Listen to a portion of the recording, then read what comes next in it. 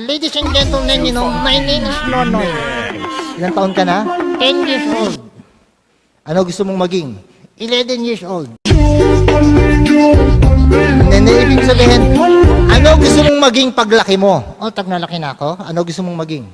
Gusto ko naging sundalo. Sundalo? Bakit? Ngayon pa? Bakit?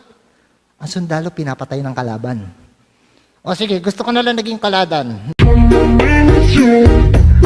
I think you have to think of other career naman eh. Halimbawa. Halimbawa, pag malaki ka na, pwede kang maging magsasaka. Ha? Ako nagsasaka? Bakit? Ayoko maging nagsasaka. Ayoko. Uy, huwag mong gaganyanin na magsasaka ha. Bakit? Importante sa buhay natin na magsasaka. Bakit to? Alam mo ba yung kinakain mong kanin? Galing Galing sa pawis nila yon. Yak. Ang ibig sabihin, pinaghihirapan nila yun. Talaga? Ay, naku, Noy, ha? Alam mo, sinama